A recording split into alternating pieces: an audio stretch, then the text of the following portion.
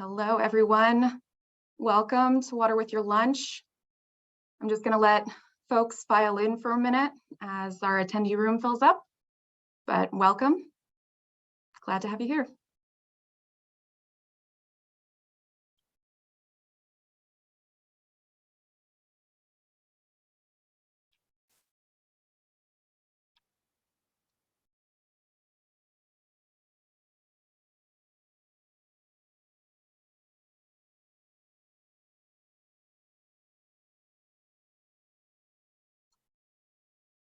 All right. Well, as folks file in online, we just want to welcome you to our Water with Your Lunch Towns and Turf. We have a few housekeeping things to keep in mind for our attendees. Please just make sure that you stay muted during this webinar so that we can have full attention on our panelists and speakers. And then just so you know, if you have questions during this webinar, we have a Q&A function as part of Zoom. Please use that Q&A function and just enter your questions into that box. We will be collecting questions, and then once we're done with our larger panel discussion, we'll be diving into audience Q&A. So at any point, if you have a question while our speakers are presenting or participating in the discussion, please just pop those in there and we'll get to your questions at the very end. All right. And then if you have any issues, we have some resources that just were put in the chat. If you have any audio issues, you can join by phone. So we have some numbers there for you. And then we will be sending out a recording of this webinar at the end. It will also be available on our YouTube channel and on our Colorado River District website. All right. So without further ado, let's get rolling. My name is Marielle Cowden. I am the Director of Public Relations at the Colorado River District. The Colorado River District is a local government organization here on Colorado's West Slope. We cover 15 counties across the West Slope and protect West Slope water, and also work to protect the water to which the state of Colorado is entitled. We were formed in 1937 when folks on the West Slope woke up to news articles that water was going to be pumped from the Colorado River across the mountains to the Front Range. And at that time, there were no voices for the folks on the West Slope for their water and their water use. So the Colorado River District was formed, and since then, we've been protecting West Slope water interests for over 80 years, and we do this through legal policy work, technical work, outreach, education, and then we also have a new grant program to fund multi-purpose, multi-benefit West Slope water projects through the Community Funding Partnership. So as I mentioned, our mission is twofold.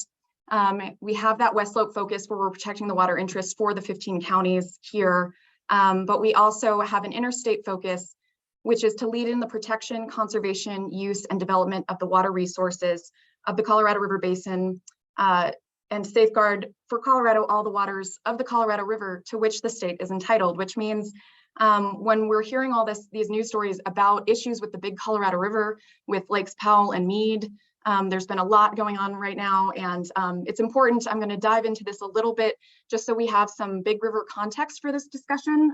It might seem a little disconnected here at first, but it's very important to what we're going to be talking about today. So I want to make sure that everyone is aware of what's happening on the big river and what the River District is doing to support the state of Colorado to make sure Colorado's water rights are protected.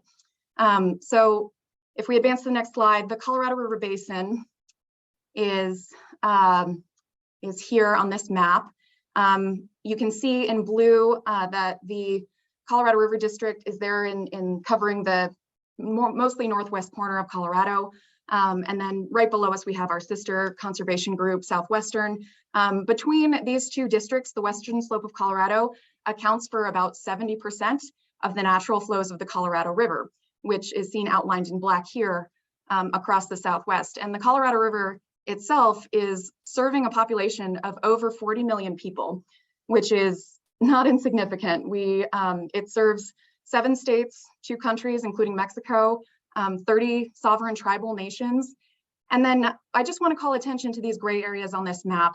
These areas are the places where people are relying on the Colorado River waters outside of the natural river basin. So that includes Colorado's Front Range. It also includes the metroplexes of Los Angeles and San Diego. So it's significant in that there's a lot of water being spread across a lot of places. And in the context of history, right now we're looking at a 100-year-old Colorado River Compact Agreement. And that was signed in 1922. And during that time, it was a very wet era for the Colorado River. And the compact signatories anticipated that there would be at least 17 million acre feet of water or more for the development of the Southwest, and decided to equally apportion that water between the upper and lower basin states, with Lee Ferry, which you see on the map in red, where Lake Powell is now as the dividing line. And that system of equally apportioning all the water in the Colorado River between the upper and lower basin states worked for a while. But with population and industrial growth over the last century, alongside the mega drought that we've been experiencing, it's just really settled in for us in these last couple decades, that amount of water just isn't there anymore. And over the last 10 years, the whole basin has on average been using nearly 15 million acre feet of water out of the Colorado River when you include Mexico's allotment. But our hydrologic flows from the upper basin into Lake Powell have been rapidly declining. And our best available science and modelers these days say we should anticipate working with a 9 million acre foot river of total Colorado River water in the future. So that's a huge, huge decrease in the amount of water we have to work with. And the work that needs to be done to bring the Colorado River back into balance is monumental. A lot of you may have heard about the Bureau of Reclamation's 2 to 4 million acre foot call for conservation across the Colorado River Basin this year. And while it'll take all parties involved to accomplish that, it'll require the heaviest lift from the lower basin states and action from the Bureau of Reclamation to rein in the lower basin overuse that we've been seeing and fix accounting systems for lower basin water deliveries with transportation and evaporative losses. The other contributing factor to system imbalance is one we in Colorado see and experience regularly, and that's aridification due to climate change. So Lindsay, if you could advance slides. We in the upper basin, we supply most of the Colorado River's natural flows, but we don't have large reservoirs like Lakes Mead and Powell to supply us with extra water in dry times. We live within our hydrology, which means the snow, the runoff, the monsoonal rains that we might get each year, that's all we've got. So when there's no snow, there's no runoff, it's just not there. And we have to cut back, our water users cut back voluntarily because that's what's available to them. And so I just want to have that context for you all now. The next slide shows, oh, we already have that up. That's great. Thanks, Lindsay. For every 1 degree Fahrenheit rise in average temperature, stream flow is reduced between 3 to 9%. And that's part of this climate change era that we're living in now. Most studies have shown that 9% is actually what we're really working with here in terms of stream flow reduction based on climate change and rising temperatures. So in this context, before we jump into our panelists and talk about towns and turf, I just want to quickly address the fact that when we're talking about water use throughout the Colorado River Basin, it is true that agriculture accounts for a large majority of use, managing that water for local and regional food production that we all take advantage of. But domestic water use covers a much smaller percentage. However, we're living in an era now, thanks to climate change and this aridification, where we need to adapt to living with less across all sectors. And today's webinar will solely focus on how we as individuals and as town and city managers, water managers, and others in municipal water use can play a key role in reducing water consumption to adapt to this hotter, drier reality. So without further ado, I'm going to introduce our speakers. They're each going to give some introductions one by one. And first up, we're honored to have Lindsay Rogers. She is the Water Policy Analyst at Western Resource Advocates, where she develops and advocates for sustainable municipal water management policies and programs at the state and local level. So welcome, Lindsay. I'll kick it off to you. Great. Thanks so much, Marielle, and thanks everyone for being here today. As Marielle mentioned, I'm a water policy analyst with Western Resource Advocates. And for those of you not familiar with us, we're an environmental organization working to protect the West's land, air, and water. And my work on our Healthy Rivers team is really focused on enacting municipal water conservation and integrated planning policies. I'm going to spend just a few minutes helping set that stage on why reducing outdoor water use is important, and sort of some of the exciting momentum we've been seeing around turf replacement here in Colorado and throughout the West recently. So we advance. Thank you. So Marielle provided really helpful context and overview of how we got to where we are today on the Colorado River. These are some of the headlines that have come out in the past 3 to 6 months that may be familiar to some of us. There's never really been a more critical time to be enacting policies and strategies that reduce strain on the river system and that improve our community's resilience to drought and climate change. Municipal water conservation has a really critical role to play in helping us adapt to that world where we need to be living with less, as Marielle put it, and stretching our resources as much as possible. I'm going to advance the slide. Thank you. Reducing our landscape water demand is especially important because in Colorado, nearly 50% of our municipal water supplies are used for outdoor irrigation. Unlike indoor use, most of the water we use outdoors is consumptive. And that means that either evaporates or it gets used up by the plant and it can't be reused down the line. And Peter's going to talk about more of, share some more of the data behind this. But since the majority of this outdoor water is being used to irrigate high water use turf grass, like Kentucky bluegrass, converting non-functional turf grass areas to water-wise landscaping or limiting that high water use turf from going in the first place is really one of our biggest municipal conservation opportunities. We definitely want to be careful when we talk about turf conversion, not to villainize all turf grass, because it is not all equal, not all turf is bad, not all lawn should be removed.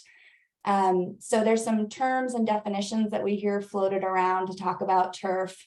Non-essential, non-functional, aesthetic turf. And when we use those terms, we're really talking about areas of high water use turf where the only person using it is the person mowing it. We're not talking about playing fields or school playgrounds or parks, backyards that our kids and dog use, really any areas of lawn that provide a community benefit. So that's just sort of the context for the type of turf replacement projects we'll be talking about today. Next slide. Thank you. So I mentioned that we're seeing growing momentum around the West in recent years to expand turf replacement programs. So I'm just going to walk through a quick couple of examples. In Nevada, over the last 20 plus years, the Southern Nevada Water Agency's turf replacement program has converted over 4,500 acres of turf to water-wise landscaping. And then just last year, they enacted a new law that actually prohibits Colorado River water from being used to water existing non-functional turf grass by 2027. And in effect, that means that all non-functional turf will need to be replaced in Southern Nevada's service area by 2027. And their service area covers 75% of the state's population. So this is a huge advancement. This past legislative session in Utah, the state approved $5 million for a new statewide grass removal rebate program. And then similarly here in Colorado, this past session, the legislature approved a new turf replacement funding program that will be administered by the Colorado Water Conservation Board with a $2 million initial appropriation. And this was legislation that WRA got to play a role in developing and supporting last session. Next slide. So Kat is going to share with us more today about the rollout of this funding program. But I just wanted to share that this bill ended up getting a lot of media attention and a lot of attention from the public this spring and summer. And because of this, and then likely because of news coming out on Colorado River shortages, we heard from many of our municipal partners that their existing turf replacement incentive program saw unprecedented demand in their communities from their customers, to the point where many of them actually ran out of funding early on this summer. So it's exciting, and we're really anticipating strong demand for that pot of funding next year. Next slide. So even more recent update, just this past August, several of the major water providers from across the basin, including Denver Water, Aurora, and Pueblo here in Colorado, They all got together and they signed an MOU that committed to significant water conservations to support the Colorado River system. And in that MOU, they included a provision that, that commits them to introducing a program to reduce the quantity of non-functional turf in their community by 30%. Lots of details still to be determined about how these providers will go about meeting this goal, but this is a really important commitment and an important step, and we hope it's something that we start to see more of our water providers considering and signing on to. So finally, I've talked a lot about turf replacement programs, and I just want to mention that there's another sort of critical side to this equation, and that's making sure that we're planning from the start for water-wise landscapes. And that's by ensuring that all new landscaping that's installed in Colorado is as water efficient as possible. So just in the past couple of months, these are ordinances, that language that's come out from Castle Rock and Aurora. They've really taken the lead on this and adopted the strongest limits on high water use turf in new development that we've seen in Colorado.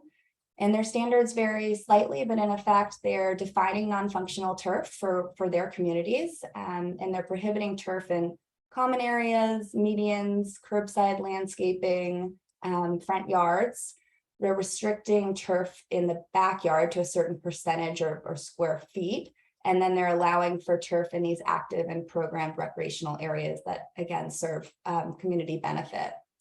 And given how fast these communities are growing, these ordinances will have a really significant impact on water demand for new development and redevelopment in the future. I'm going to go ahead and pause there and then look forward to your questions later on. Excellent. Thank you so much, Lindsay, for that. That was great. Next up, we have Kat Weissmiller, who is the Deputy Section Chief for Conservation, Climate, and Water Supply Planning for the Colorado Water Conservation Board. She's going to give us an update on where the state is with the turf replacement program following the passage of House Bill 22-1151. So welcome, Kat. Thanks for being here today.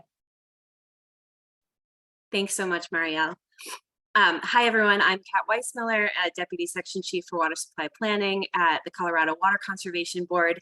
And Lindsay really set us up nicely in terms of stacking how we're talking about the passage of House Bill 22-1151. And I'm going to talk a little bit about what we're thinking at the state as far as administering this legislation and developing a program around turf replacement.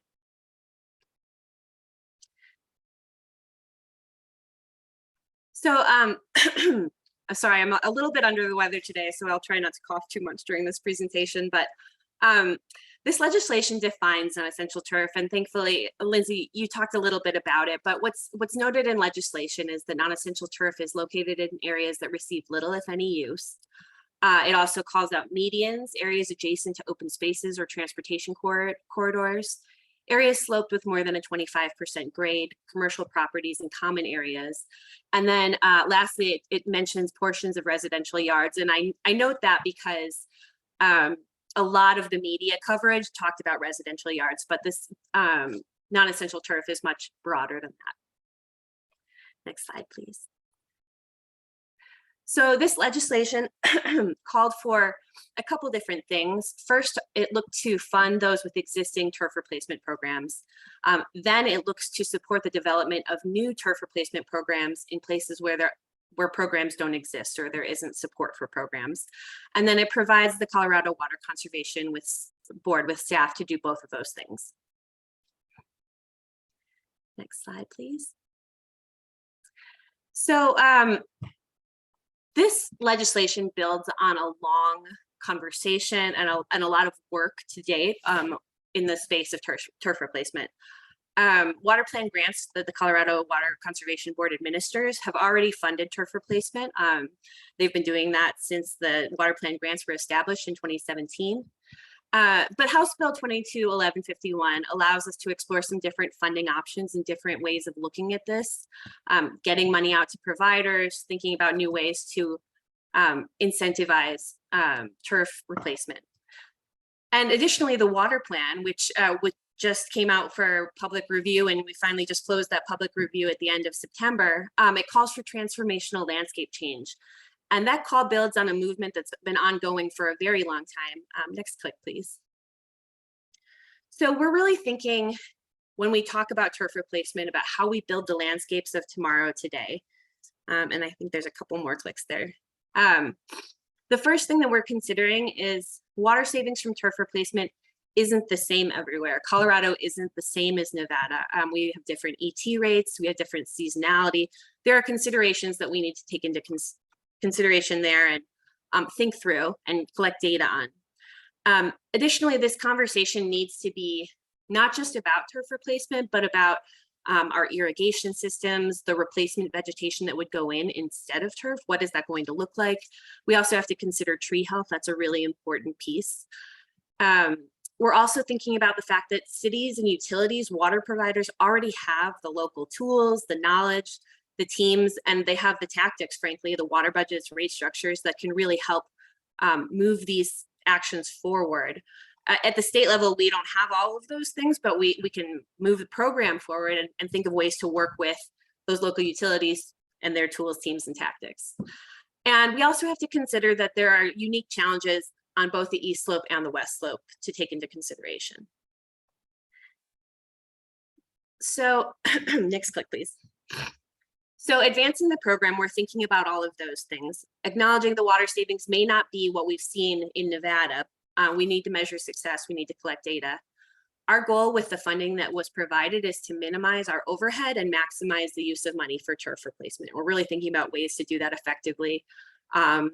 We have until July of next year to stand up a program, but because this was related to turf, we really want to take advantage of the irrigation season. So we want to get something stood up closer to March. So that's kind of the timeline that we're looking at. And we want to maximize the 2 irrigation seasons that we will have while we still have this funding, so 2023 and 2024. And we have to be flexible in how cities and utilities or the other qualifying entities can spend this money. So these are all the things that we're thinking about as we're developing the program. So with that in mind and funding 2 seasons, we've been allocated $2 million. But given that we have staffing considerations for the program over 2 years, that effectively leaves us with about $1.5 million to fund turf replacement directly. So we've broken that into 2 cycles, $750K for 2023, $750K for 2024. Next slide, please. I should mention that within those 2 cycles, we're also breaking down that $750K to potentially go about 2/3 to existing programs and 1/3 to developing new programs and educating and coordinating with our new staff to get out to places where those programs do not already exist, and work with providers and work with NGOs doing turf replacement or existing organizations that are doing turf replacement to develop programs.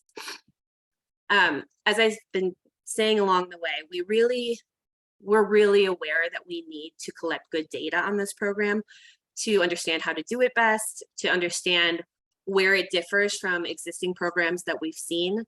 So we're planning to collect both pre and post data on turf replacement where we can. We've developed a portal that we've used for our grants and loan programs, and we're hoping to use that portal to collect, pre-data and post data, and be able to compare what we're seeing in terms of water savings. Next slide, please. I guess that was my last slide. All right. I did keep it brief. I do have more to say about this program, and I'm happy to answer questions, but that's kind of a high-level overview, and I'm looking forward to talking with you more. Thanks so much, Kat. I think we did cut out your question slide just because we're going to have questions at the end here. So, but we so appreciate you being here and sharing that update. It's a really exciting program. And I just want to give a quick shout out to the fact that one of the Colorado River District's Board of Directors, Representative Mark Catlin of Montrose County, did help get that bill across the finish line. And so we're very excited to see what progress can be made and have more discussions about these possibilities with you later, Kat. So thank you. All right, up next we have Peter Mayer, who is a professional engineer and urban water expert. He is the principal founder of Water DM, and a principal engineer with Flume Data Lab. So we're excited to have him and his expertise here today. Welcome, Peter. Thanks very much, Marielle. It's a pleasure to be with you all today. I hope everybody's enjoying some nice lunch while you hear about water and landscapes. So I wanted to give a little context to water use and also to explain why outdoor use is so significant and present a little bit of some of the research of just how effective landscape transformation can be. The first thing is the slide, which we're longing for an update from the USGS, but the key thing is that public withdrawals, the urban water demand, has actually gone down from a peak in 2005, and the last 5-year sets of data have shown reduction. And per capita use, the green line, has actually started to go down for quite some time, since about 1990. Largely, these changes have been due to indoor changes, though, through the plumbing codes and things that are occurring nationally. It's only more recently that we've turned our attention outdoors, which is really, I think, in the future, what's going to be so critical. So next slide, please. So why outdoor savings? So we know that irrigation is a significant component of municipal and urban water use. And just for example, so the residential end use of water study, which I worked on, found that 45% of the single family water use, both in Denver and Fort Collins, this is approximately, was for outdoor use back in 2016. It varies from place to place. But even, if it's 20% or if it's 70%, it still represents a significant volume and really the largest chunk of water use that for any particular individual use. The other thing we know about municipal water use is that outdoor water use, is that it's frequently occurs that you have excessive water use, like you see in this picture, for one reason or another, either intentional or unintentional. The other thing is outdoor water use is much more discretionary than other indoor water use. It can be influenced through rates and through policies in a way that indoor use it's much more challenging. And then perhaps most significantly for thinking about the Colorado River is outdoor use is consumptive use. So that's water that is withdrawn from the river. It is not put back. A lot of indoor use actually ends up as a pass-through and with water getting put back in. So outdoor water savings are consumptive use savings, which makes them all the more important. Next slide. So in 2018, I worked on a study with the Alliance for Water Efficiency to study landscape transformation. I encourage everyone to go to the Alliance for Water Efficiency's website and try to download this if you want more details.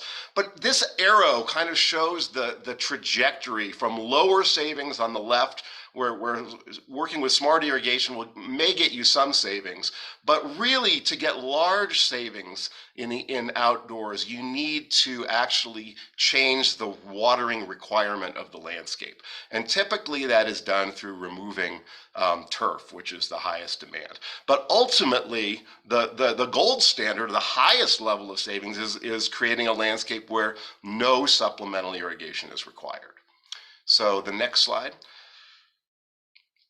So this picture kind of, in a nutshell, shows the difference. I mean, you have a fully irrigated field on the left and an unirrigated field on the right. And really what we have to do in our urban landscapes in the future is to maybe not go all the way to the right, but there's got to be a happy medium. We've got to reduce the water requirement of the turf landscapes to a point that we can sustain given our available water resources. So the next slide. So if I hate to bring up examples from Nevada, especially after Kat pointed out that we were very different, but this is, they have studied the long-term impacts of turf removal and landscape transformation, perhaps more than almost any other place. So don't take I think these savings are way higher than what you'd find in Colorado, but the key thing is the persistence of the savings that they found.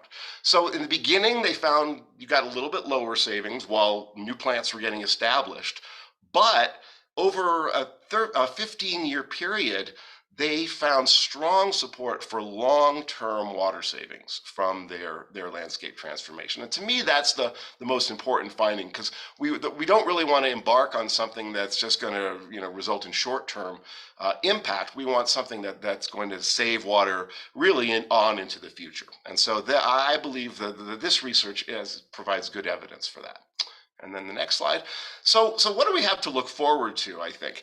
I think we're going to spend a lot of money to reduce water outdoors. I really appreciate that we have $1.5 million over the next 2 years. I can tell you that is not nearly enough. We're going to need a lot more to transform landscapes in the state of Colorado.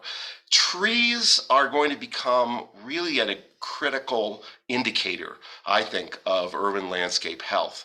And providers need to understand that the value of the urban canopy, and that is something that we do not want to lose. And so figuring out what is sort of a minimum or reasonable amount of water that will still keep trees alive will be, I think, an important analysis for different providers to make.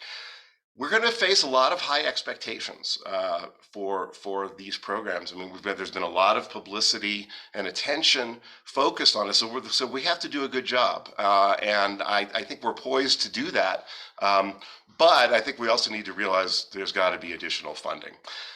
Finally, just as Lindsay pointed out, conservation is still the cheapest source of really new water supply, and in many places it's the only source of new water supply, and that's really why this work is so important. So thank you very much. I look forward to answering questions later on. Wonderful. Thank you so much, Peter. That was great information and context for bringing forward into our panel discussion coming up. But before we jump into that with everybody, we have one panelist left to introduce. I'm happy that we have Rachel Zeroin here. She is the Community Programs Director at High Country Conservation Center, or HC3, whose mission is to promote practical solutions for waste reduction and resource conservation in Summit County here on the West Slope. So welcome, Rachel. We're glad to have you here. Thank you so much. I'm thrilled to be here, and you kind of covered that introduction. That's what we do, and we're kind of the folks on the ground here in Summit County that are implementing these programs that Peter just spoke about, and then hopefully pursuing some of those state funds to be had. So we are more working right now on smart irrigation, which I'll talk about in a second, and then hopefully moving toward more landscape transformation in the coming years.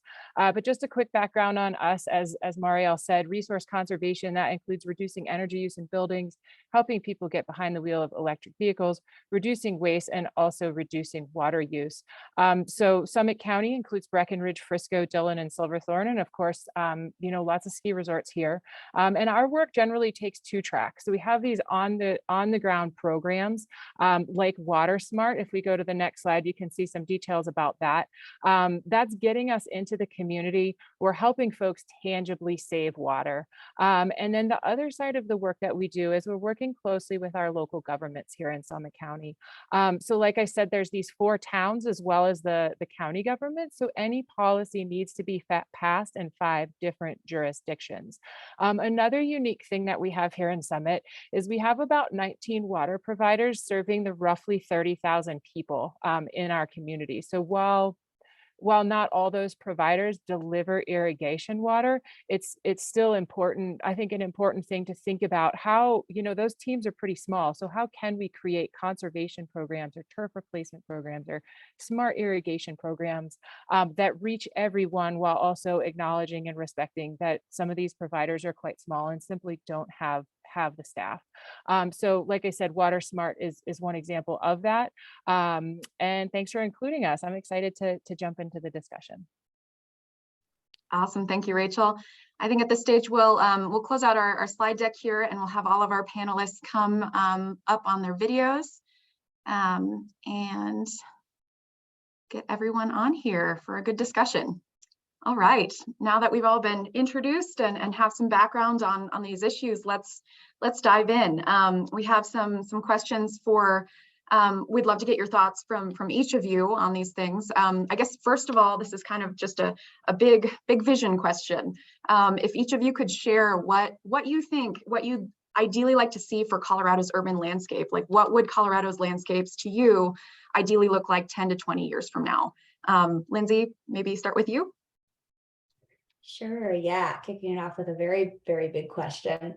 I think to start, we need to see a big, and part of this is, conversations like the one we're having today, just a shift in our collective understanding about the need here in Colorado and across the basin to reduce our landscape water demand. And Peter really set that up in the case for that nicely.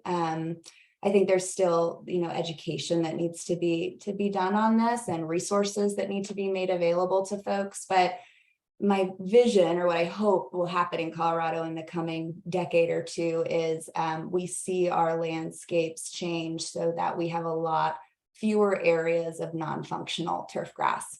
And maybe, we see more of those areas of native grass that Peter showed an image of. And in our residential smaller properties, we see more xeric landscaping and more pollinator-friendly yards. We're not going to look like Las Vegas, but we also don't need to look like Ohio or Maine, where you don't need to apply supplemental irrigation to your Kentucky bluegrass because they're just fortunate to have lots of rain. So I think we need to be thinking about Colorado appropriate landscaping for our state. Absolutely. Thanks, Lindsay. Peter, Kat, any thoughts? Sure. I thought Lindsay nailed it right at the end. I'd like to see a Colorado-scape as sort of a vision for the future, and it's a culture change. People need to develop a different aesthetic for what they essentially want out of their landscape. I also think that turf is going to be part of the Colorado scape, but it's not going to be bluegrass. It's going to be one of these remarkable new varieties that uses, half or even less than half of the amount of water. I think we can envision a landscape that's beautiful, that's highly functional, that has, healthy with trees. It just uses less water, and it looks different than we have today. Peter, I thought that was a great answer too. And I think it is an aesthetic change, a change in our values and what, a lot of the ideas that we have now about what make a beautiful landscape came from Ohio, Michigan, places where they don't need to irrigate.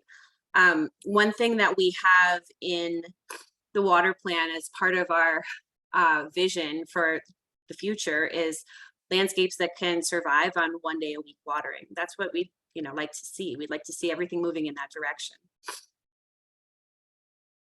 That's great. Thank you both for sharing those thoughts. Rachel, what about specifically in Summit County? How are you seeing that vision? Yeah, thanks. And I think everybody's kind of nailed it and on the same theme of like low water native plants, right? And I think the way that I see our organization's charge is how can we talk about these landscapes differently, right? For us, maybe it's high alpine, but so many people in Colorado, like myself included, we go to all these places all over the state because we want to see the beauty of mountains or different mountains or the mesa, high desert, right? So why can't we capture this beauty in our own spaces, right? So I do think people are already connected to these landscapes. It's how do we make that connection that this is part of the beauty that we should be experiencing in our own communities. And let's keep hating on Ohio, or not hating on Ohio, but right, it looks a little different, right? Like let's bring this beauty to our own spaces, and it is low water native. That's a great point, Rachel. Thank you. Yeah, I know so many people move to Colorado because of the beauty of the mountains and the desert and the landscape here. And so, yeah, this doesn't really make much sense if you're coming to Colorado for that beautiful high desert mountainous landscape. Why bring Ohio with you? So not to rag more on Ohio. Sorry, Ohioans who might be in the audience. All right, well, thank you all of you for those thoughts on that. Let's get into some challenges to advancing those visions. I'd love to hear from each of you. What do you think is the biggest or are the biggest? You don't have to just focus on one. Obviously, there are going to be multiple challenges to having more water-wise landscapes in Colorado. What do each of you see as kind of the primary there? Lindsay, maybe start with you since you're kicking us off each time. Oh, sure. Many challenges for us to work through. Change doesn't happen in a day here.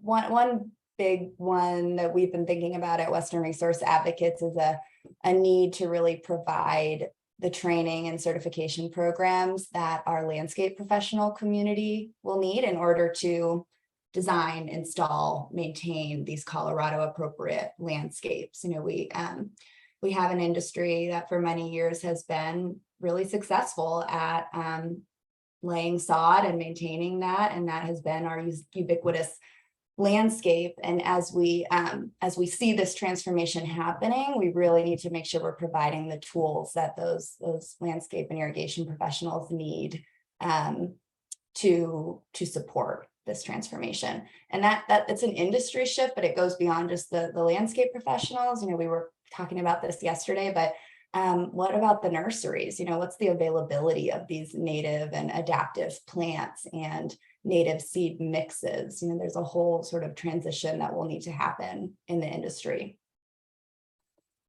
Absolutely. Thank you, Lindsay. Peter, any thoughts on that?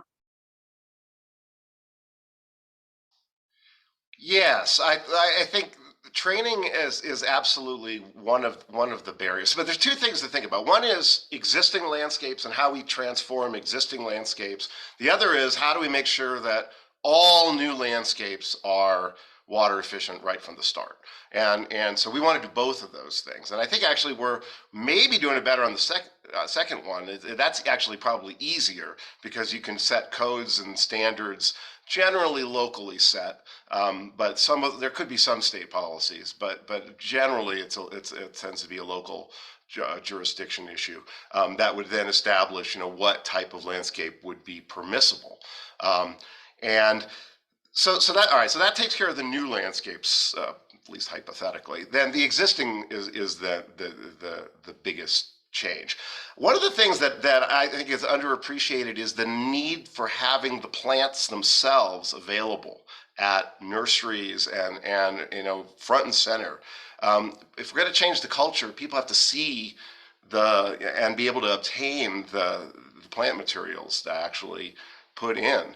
And so we got to keep a close eye on the supply chain and also what is being sold and promoted, you know, through, you know, the way that most people buy their plants and get the so that I mean, that's not a little bit different perspective, but I think it's something that we need to think about if we really are going to make the culture change. Thank you, Peter. That's some great points there.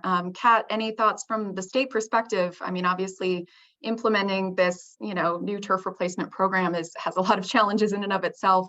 And I know we had a question just about, you know, funding and beyond that 2-year point, you know, what people will be doing. Any thoughts from your perspective, from the state's perspective on challenges? Yeah, I think there's, as you said, Lindsay, a number of different challenges. I think those range from how best we go about turf replacement, what body is best equipped to do that? Is it the state? Is it utilities? And how do we, you know, define the funding mechanisms and figure out the most efficient and effective way to get that funding out? And I think a lot of that funding needs to go to, as Peter, as you said, there's two kind of categories here. It's existing landscapes and it's new. And I think with the existing landscapes or old landscapes, I have in my notes, we have to retrofit old landscapes and old ideologies. We have to really rethink the way that we've been thinking about things, and really define a Colorado standard for what those landscapes will look like. So what are the plants that we're going to put in nurseries? What are, you know, what does that look like? And we have to really set a vision for Coloradans who are going to Home Depot and buying their plants. What are they trying to put in? What is the right balance of vegetation, of mulch? You know, we have to help people understand what they're shooting for, not just residents, but municipalities. And so I think from the state perspective, we really are thinking hard about how do we set that vision effectively? Who needs to be a part of that conversation? Is it landscaping companies? I think that's definitely needed. I think we have to have all water providers kind of at the table too, talking about it. So that's what we're thinking about. Awesome. Thank you, Kat. And Rachel, I know, you've mentioned, and we've mentioned here in this discussion already, differences across Colorado. Colorado is so diverse in so many ways, especially geographically. What do you see as challenges, maybe that haven't been mentioned, that are specific to the West Slope, that are specific to those high alpine communities, things you've seen specifically in Summit County? Yeah, and I think this one probably would apply to it's probably true everywhere, but we see it especially in resort communities, is that there's this disconnect between all these crisis stories, right? Like Lindsay showed all the headlines in her presentation, and the actions that people are taking in their own spaces. And there's a huge disconnect. And one of the stories, I feel thankful to have worked with some of our local landscapers recently. One of the stories that someone shared with me was I think it was in April or May, when it was kind of warm. And so somebody who owns property was looking at their lawn through their Ring doorbell camera and was like, why is my system not turned on yet?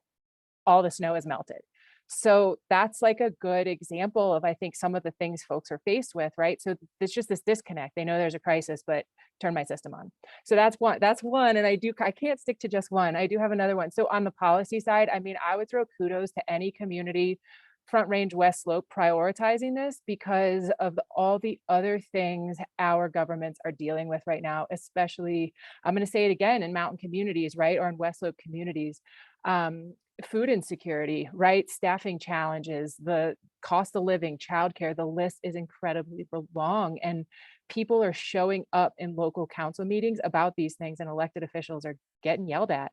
And so I think for any community that's really prioritizing water, kudos to them, because it's a challenge for sure. Justifiable challenge.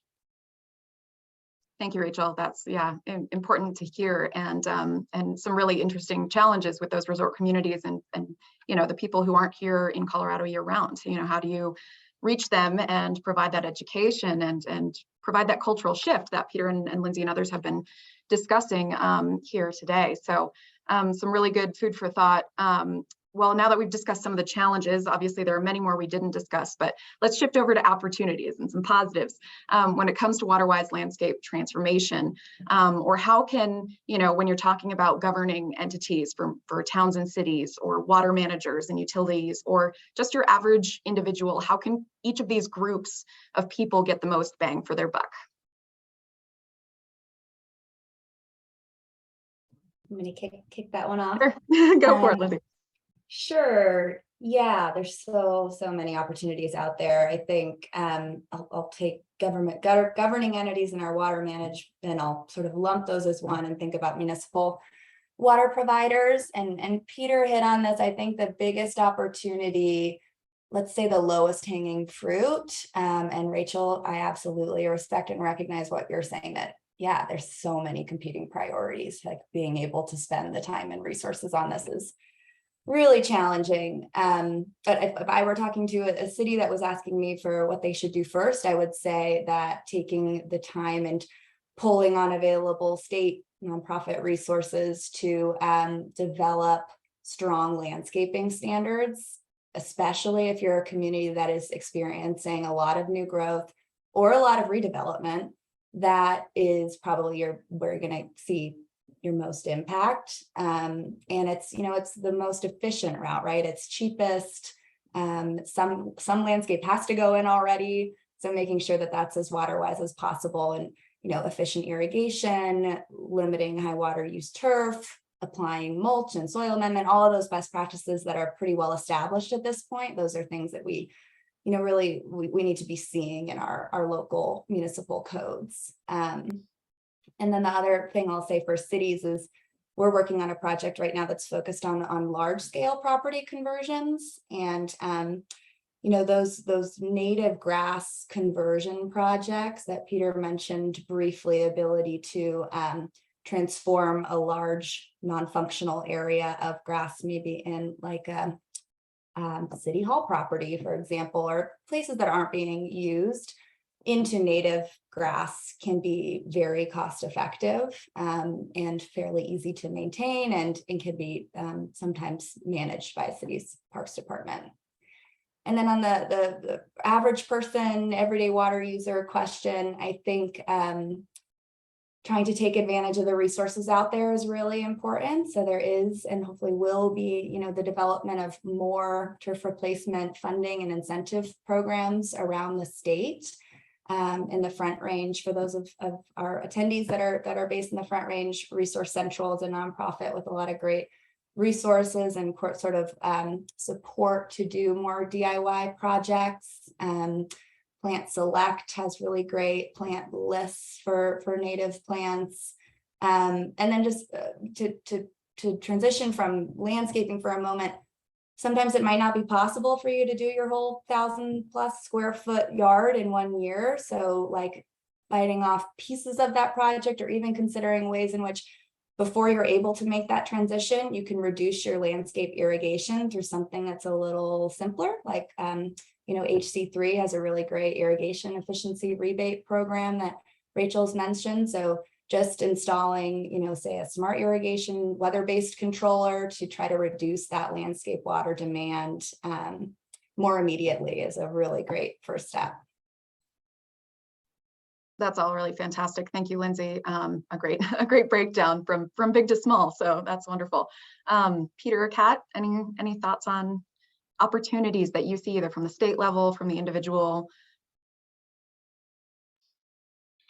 Well, from a bang for the buck perspective, if you're a water provider, codes and standards are the easiest and cheapest. Just, you know, that's just the way it is. I mean, there's no rebate or anything involved with that. I mean, ultimately, if you can get the customer to bear the cost rather than, you know, someone else, that's kind of what you're trying to do. So after that, the next most, you know, cost-effective thing is your rate structure, typically. Now there you have to be very careful with equity, and so the rates are a whole other ball of wax, but you do need to have a higher rate for especially excessive outdoor use.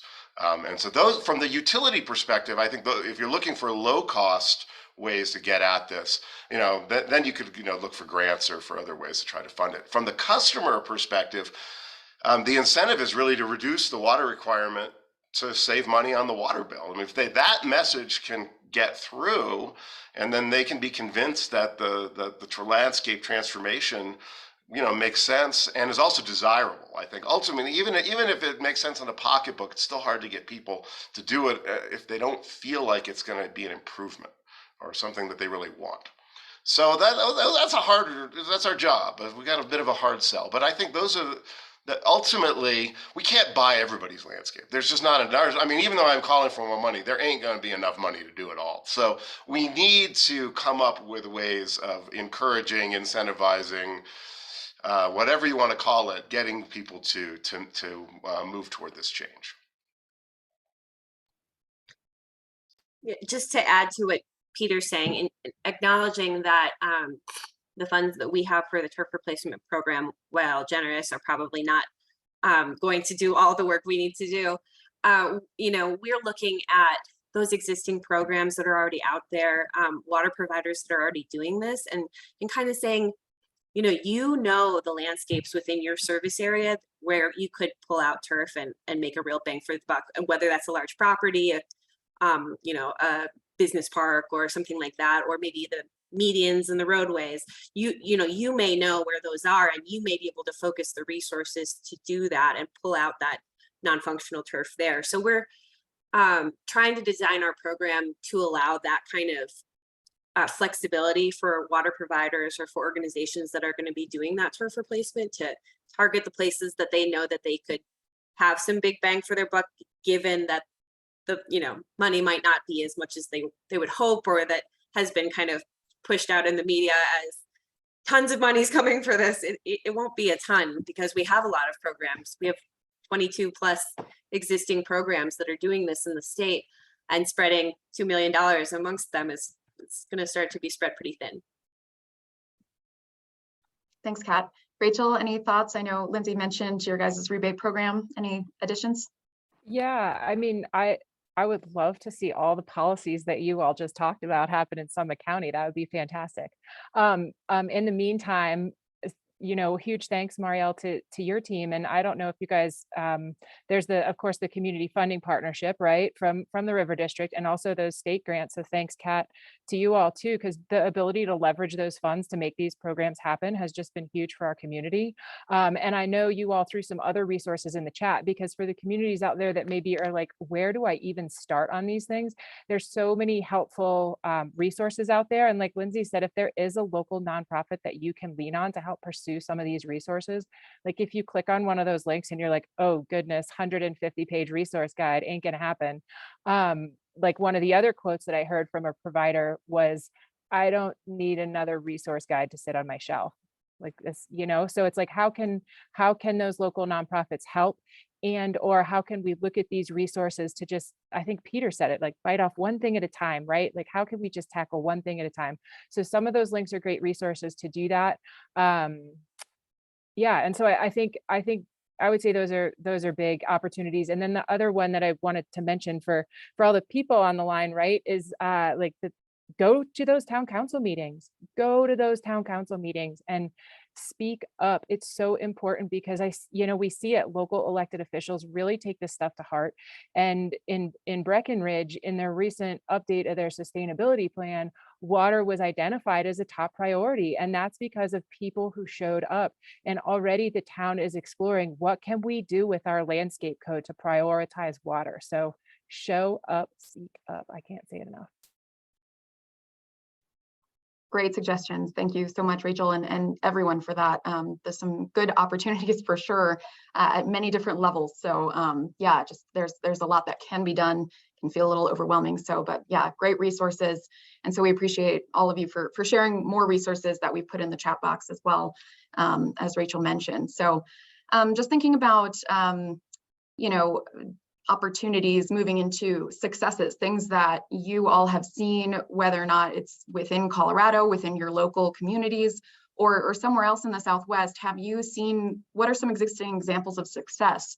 I know, Peter, you called out some things in Nevada that have been working. Are there other things that any of you have been witnessing that we could use as a model, so that we're not reinventing the wheel, but also, adapting to a Colorado landscape that we've all discussed? Lindsay, thoughts? Sure. Yeah, we've mentioned Southern Nevada a couple times today, and that's really because they have the longest standing and most extensive turf replacement program. And we also recognize that, yeah, we're not Nevada as far as our climate and geography goes. So our programs are going to look different here. Southern California also has these extensive programs, and we've seen some progress from our Western neighbors. There's a lot of great work that's happening here in Colorado. So we mentioned there's 22 existing programs that we're aware of.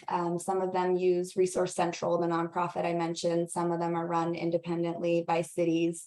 I hate to call out ones in particular, because I'm not suggesting that some of the other programs aren't great, but just a couple.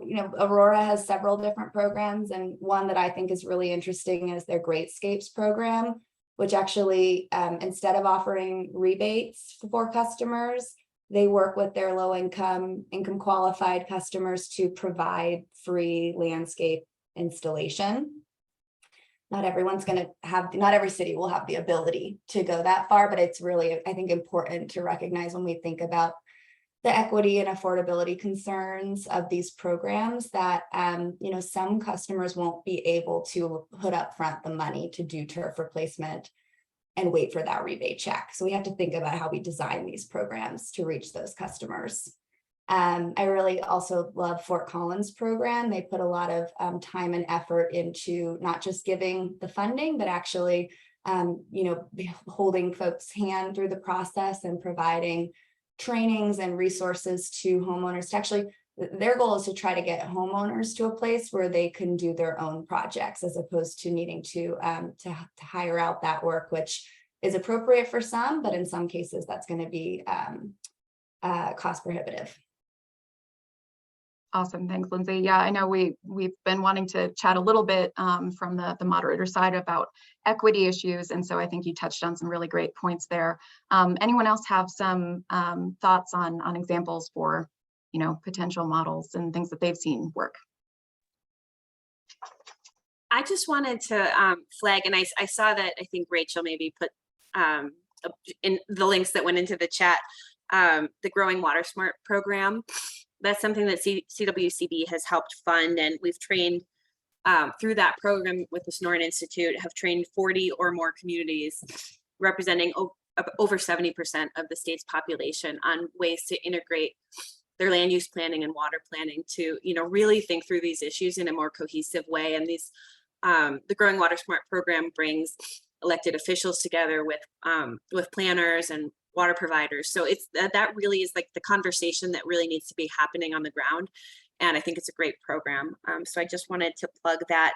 And also I wanted to mention a number of us on the call today will be there. CWCB is hosting a landscape summit, Colorado Landscape Summit on November 9th. And we'll be continuing to unpack this conversation around what the landscapes of the future look like. So I'll put a link in the chat for that. Awesome. Thank you, Kat. Rachel or Peter, any other thoughts? Well, one thing to realize is that we're ahead, I think, of many places in the culture change aspect. Denver Water invented the term xeriscape. We have many of the best and most mature example xeriscapes that are available for people to look at. Northern has incredible resources. Fort Collins has incredible resources. We've actually done a lot of the background work, I think. It's just a slow process, and we're trying to accelerate something that it's going to take its own time, and we're going to be able to influence it to some degree. But I think we also we can keep building on a lot of what we have already developed very successfully.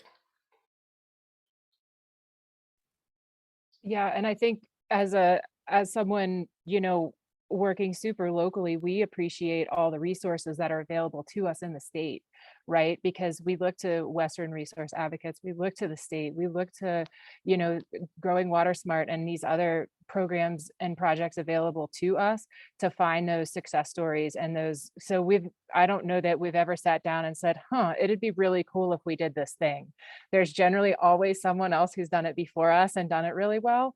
And I would say, this isn't specifically related to turf, but some of the communities we look at are the Roaring Fork Valley, simply because they have that same makeup of diverse providers serving a relatively small number of people. So that's one we look to a lot. And then just over the past, Eagle River Water and Sanitation District has been amazing, as well as many Front Range communities. And I will say, related to turf, that seeing all that coverage of Aurora here in Summit County was great, because that perked people's ears up, and it was exciting to see other people get excited about that. So yeah, it's fortunate, I think, like Peter said, to live in a great state for that. We just got to get the local wheels turning faster. Awesome. Thank you all. Yeah, and I do want to call out, the community funding partnership that we have here at the River District was mentioned by you, Rachel, and I called it out very briefly in the introduction, but this has been a great resource for a lot of people across the West Slope in our 15 counties to find these multi-benefit, multi-use programs and projects that can really have big impacts on local communities and work to combat the issues that we're dealing with here with climate change and our changing hydrology. So we do have funding that has gone to the Sonoran Institute, and we will be doing a Growing Water Smart program here on the West Slope. It's still in development phase, but we're really excited to have that be part of our West Slope communities as well. So another great opportunity that we'll see coming down the pipeline. I guess shifting over to Lindsay, I think you had mentioned in your slideshow in your introduction about the MOU signed in August with the major utilities across the Colorado River Basin, identifying those key pathways in this MOU towards more municipal water conservation. Do you and does anyone else have thoughts on if those strategies will have impacts on the system here in Colorado and what that might look like? Yeah, so in addition to turf replacement, and this MOU is publicly available online if anyone's curious to read it, they identify a lot of different strategies. So, water reuse is in there, water loss control, which CWCB has a major effort around right now. Indoor use, industrial, commercial, there's sort of a lot of different target areas. And I think the next step for these providers, which I believe is in the works at this point, is actually coming up with their deadlines and metrics and parameters for how they're going to achieve those commitments and those goals. So I'm really hopeful that this will be very impactful. And also, I think we need to see more and learn more about the programs, but I'd definitely be curious if others have thoughts about that.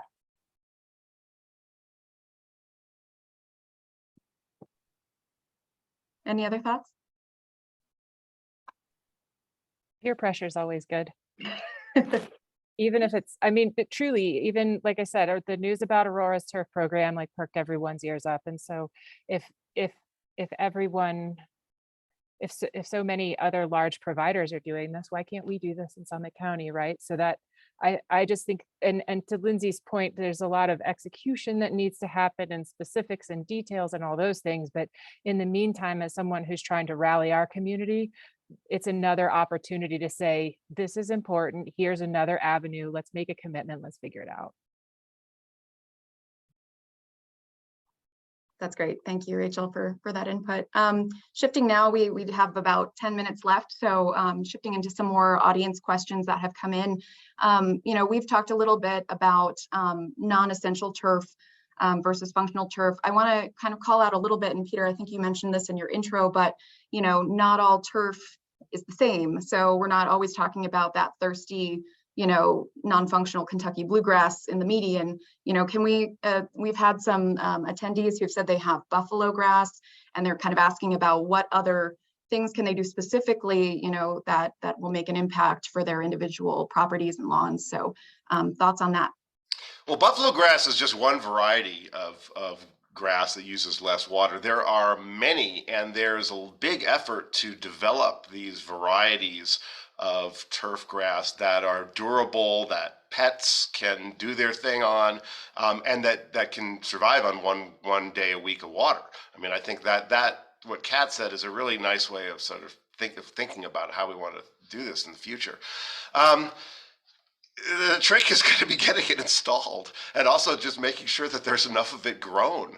I mean, I can imagine a situation where you could get a huge amount of demand developed and then suddenly there's just no product available too. It's a combination. Both have to happen. And we have to work on both sides of that. Awesome. Thank you, Peter. Any other thoughts from the rest of the panel?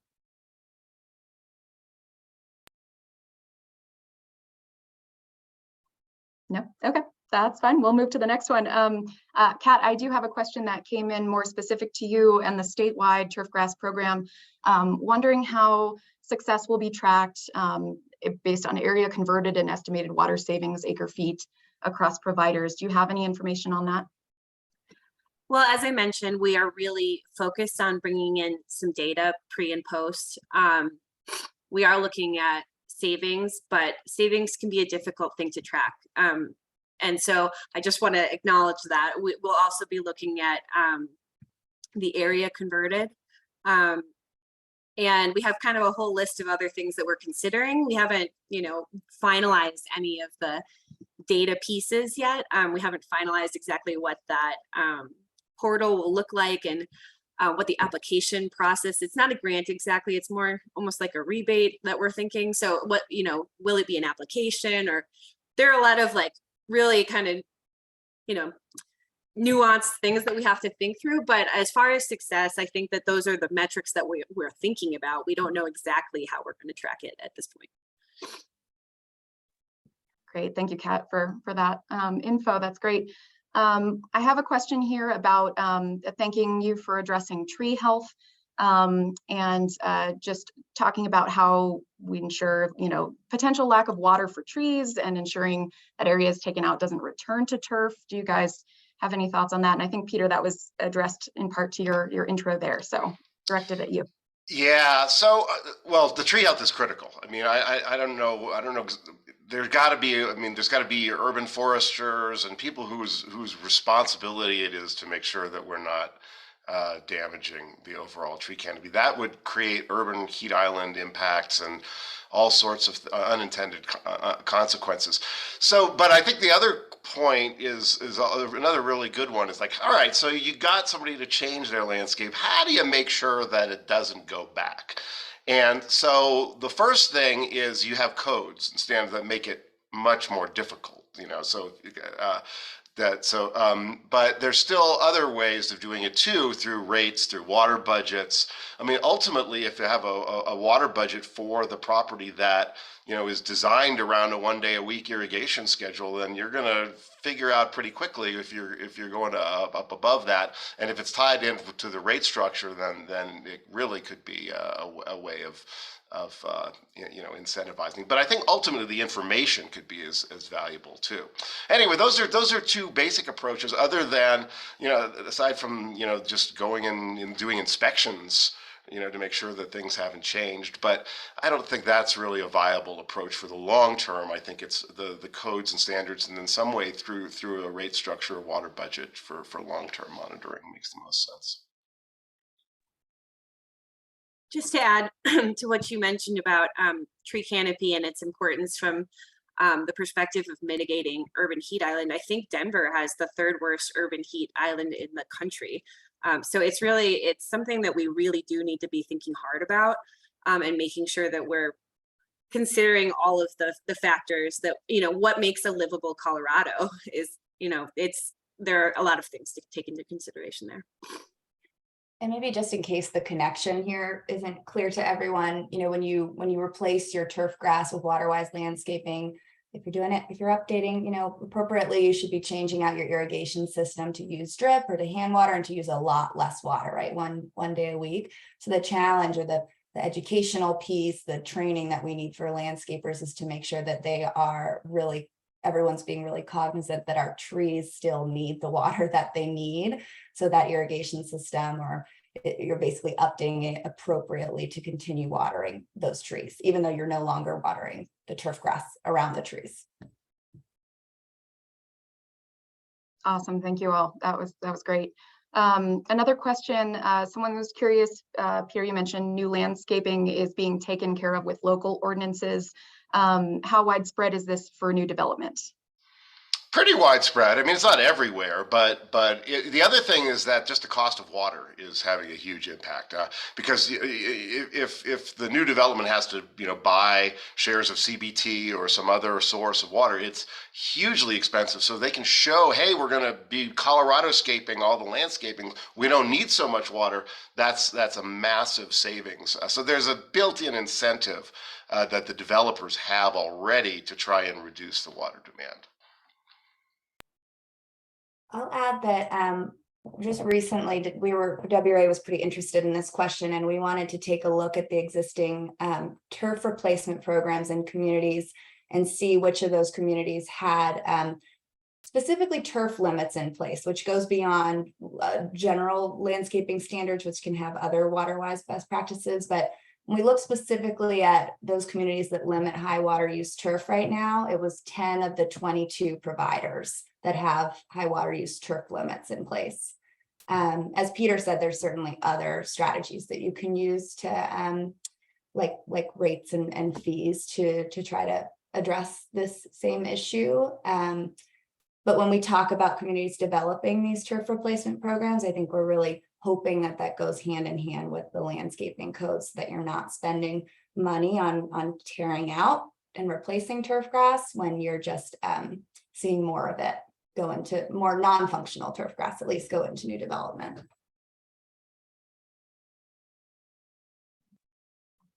Awesome. Thank you all so much for that answer. I think we're winding down, so I just want to give you all an opportunity to, if there was one thing you want folks on here to walk away with today, based on there's just so much information shared, but if you have like a last thought that you'd like people to take away, I'd love to hear from each of you, and also want to make sure that folks know if your question didn't get answered. We had a lot in here we have the contact information for all of our panelists is being put in the chat. Feel free to reach out. They've all agreed to they're open to answering your questions more directly. So feel free to reach out to them, but would love to hear some final thoughts from all of our panelists now. Lindsay, start with you. Yeah, I would just say that I'm really excited about, you know, the progress and some of the sort of momentum we've seen and that we've been talking about on this webinar today. And I think we're only going to see that grow. I think we're going to see the research and the resources and the industry come along. And for cities and residents, homeowners who are listening in today, I would say really lean on those resources that have been shared, and feel free to reach out to me and to others on the panel if you want some more specifics about what you can be doing. Thank you, Lindsay. Kat? Sure, I'll just add that, like Lindsay, I'm really excited about the progress that we've seen to date. There are a lot of great resources. Many of them are available at the state at CWCB if you are interested. I wanted to note that the turf replacement program that we talked about is one avenue for funding, but we also have other avenues for funding through our grants program. In particular, I'd like to just call attention to the Water Supply Reserve Fund program, which got an infusion of funding and opened up some new channels for drought mitigation efforts. And within that, turf replacement is one thing that we will be funding through that program. So wanted to just note that there are a lot of different avenues to pursue funding. And this is an ongoing and nuanced conversation. I hope that we continue to dig into the details. I think it's really important. And I thank you for convening us today and having this conversation. Thank you, Kat, and thanks for being here. Peter, turn it over to you. Sure. Quickly, two things. One is this is really important. This is where the biggest opportunity for water savings in the urban sector exists, is in outdoor. And the second thing is it's a long-term project. We've all got to really view this as a decadal or even longer effort. That shouldn't stop any of our efforts at all, but we just need to understand that the Rome was not built in a day, and that's very true with landscape.